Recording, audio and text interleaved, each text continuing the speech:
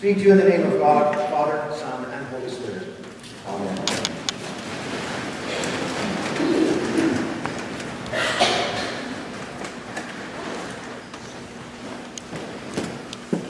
Thanksgiving. And so even in the secular world around us, there is talk of being thankful. And I'm struck as I read the newspaper headlines and so forth, where there's this talk of Thanksgiving in the secular world. And I keep asking, why and to whom?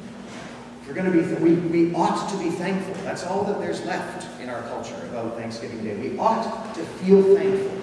And then my question again is, why? Why ought we to feel thankful? And to whom ought we to be thankful? For Christians, there's a fairly straightforward set of answers to these things. For those that do not come from the spiritual tradition, the answers are a lot less straightforward.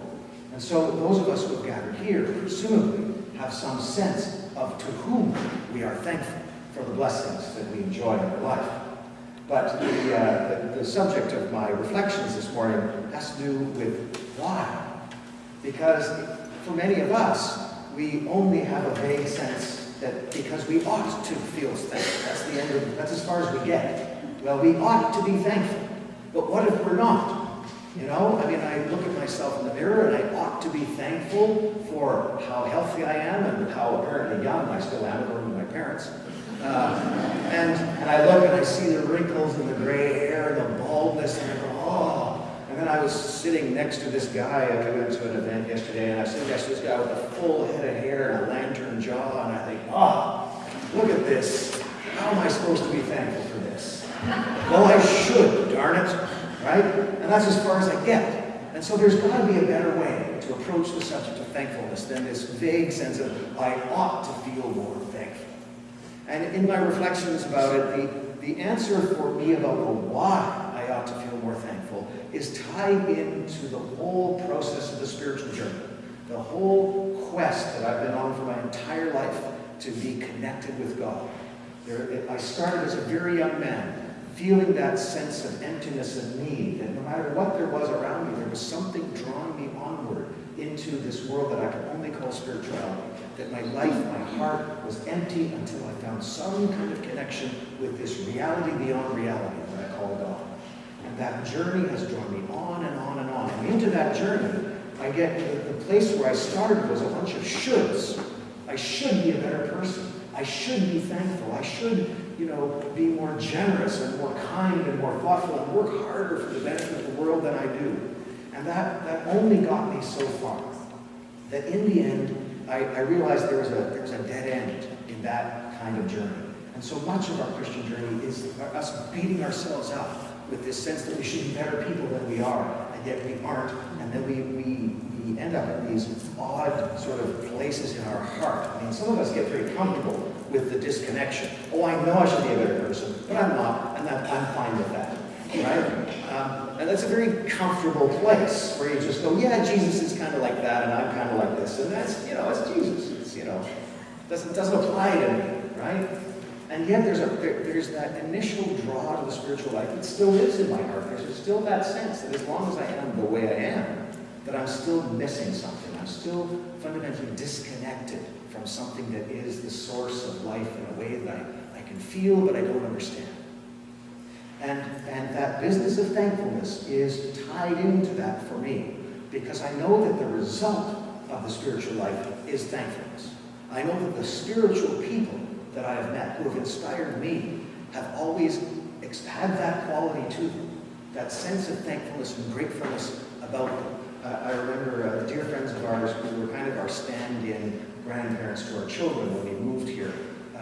They were wonderful for us in that perspective, where they were grandparents and we would go to their place for a Thanksgiving dinner, for example, because our parents were all back in Winnipeg, and they were very kind. They would have us over for Thanksgiving, and we'd be complaining about how hard it is with the children that won't sleep, and then they're always sick, and we're always sick, and they were able to say, every phase of a child's life is wonderful if you look at it in the right way. Right? And when you're out of this phase of the diapers and the toddlers and the runny noses, you'll look back on it and you'll miss it. Right? And it's true. It's true. You don't think of it at the time. And yet now that our children are grown, big, blunking adults and away from the house, there are moments when we say, we could enjoy having a little running around kid that's breaking everything in our house. That would be a good thing. And so it's the mindset. And if only I were more in tune with the blessings that God was giving me in the everyday, I could be more appreciative of that. And so if my heart were more connected to the Lord, if my spiritual journey were a little further along, I would actually reap a benefit in that everyday life. And so that desire to be connected with God is tied together with this quest for thankfulness. Not because I should be more thankful, but because if I were more thankful, I would just notice all the things that God is doing for me that most of the time I just don't pay attention to because I'm in my lizard brain. I'm going, this latte, I've had better lattes, right? Right? I mean, I'm having a latte. Who has a latte, right? And I love my coffee and my lattes and all that kind of stuff. And then you just get into this, well, it's better over there. This one's all right, I guess. You get into this mindset where you're just paying attention to what you don't have. And so the reading this morning about consider the lilies is all about that frame of mind, that glass half full, glass half empty question. We can be focusing on the glass, the half empty part of the glass, or we can be focusing on the glass half full. Now that often gets talked about in terms of optimism and pessimism, where the optimist sees the glass half full and the pessimist sees the glass half empty. Unless it's poison, in which case the pessimist is on about the glass half full, but in a perfect world, unless it's a leaky rowboat, in which case, again, the optimist is, hey guys, the boat's still half empty, but that's it. Optimism, you get what I'm talking about, optimism and pessimism. Well, okay, it doesn't make sense at all.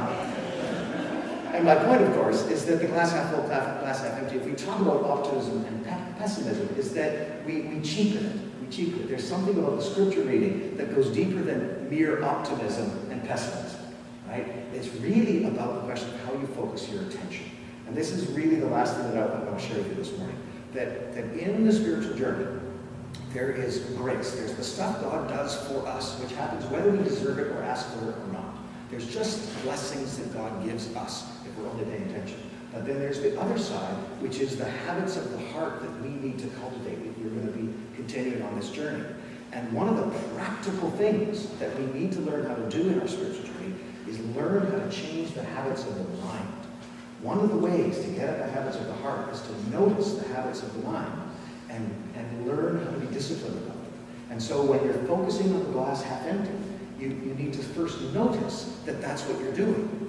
Do you notice when you're only seeing the half-empty part of the glass that is your life? Are you paying attention to how you're paying attention? Can you learn how to shift your attention? And that, of course, is what we all know about Thanksgiving Sunday, Thanksgiving Day. We say we ought to shift our attention to the blessings that we do have. We need to count our blessings, because most of the time we're not. And certainly for me in my quest for connection with God, part of one of the barriers to that connection is the habits of attention that draw me away from where God is blessing me. And so the work for me, in many cases, is to notice what I'm doing with my attention, my focus of attention, and to learn how to habitually shift the focus of my attention. So that I say, well, yes, there are these things that annoy me, or that I wish that I had a better life in this way, or so forth. But at the same time, what is it that I have to be thankful for? Can I just, without denying any of these realities, can I just shift where I'm paying attention and start to realize the things for which, in which I am blessed? And in shifting the attention, it's not that I feel grateful because I ought to. It's because I start paying attention to the things for which I can feel grateful without trying hard. I think about, the example of my kids. Well, they're not running around with fluids coming out of every orifice these days, which is great. And they've grown into really lovely young people. And we don't see them that often, but when we do, we are profoundly grateful for the ability to see them and be with them in the people that they are becoming. And so there's a gratefulness. And so we can be sad that our child raising years are over, but we can be grateful for blessings of this time in our lives. We can be grateful for it. And another thing for me personally is being a news hound is one of the worst things for glass half empty, because that's what's all over the papers, right? You read the papers. I mean, when was the last time you saw a headline that said, George Smith of Vernon is having a great day today? And a whole article about what a great day George Smith is having. I mean, I wouldn't read that. Well, maybe The Onion, would have that kind of headline. But, I mean, I wouldn't even bother with that. But Ebola claimed another possible victim in somewhere, Spain. Wow, let me read about that, right? So you hear about ISIS and Ebola all week, and about the Ukraine and Israel and Palestine and financial shenanigans, and you go, what a horrible world we live in. And yet, the sun rises over the hills. And I'm sitting here in Vernon, where I live in peace and prosperity and plenty, and surrounded by wonderful people and a meaningful life. And I have nothing but thankfulness for this reality in which I live. And without denying any of the glass half empty stuff, because that's still there and it needs our attention. But we can't just spend all our attention there, because it beats us down, and ultimately it prevents us from connecting with God. We connect only with the lack. We connect with the misery. We connect with the anger and frustration in our own hearts. And in the end, we are the ones who suffer from it. So if we learn how to shift our attention, this Thanksgiving, but all the time, shift our attention. Notice when we are obsessing on the negative, and just remind ourselves gently to shift our attention to the ways that God is blessing us right now. Because if you just look, you will find countless ways that God is blessing you right now. And so you will reconnect with God and fill that part of your soul which is empty without God's presence. That deep internal longing that got you on the spiritual journey in the first place. Because that is what God does. God blesses all the time, abundantly. And if we learn to have a mindset of abundance, to pay attention to the blessings, then we change. We become the people that we wish we could be. And without that horrible word should hammering us in our head. Just shift the attention, and then of course we're thankful. Of course. How could I not be thankful for the blessings that I enjoy? And I feel it. I don't just tell myself that I should feel. Thanks be to God.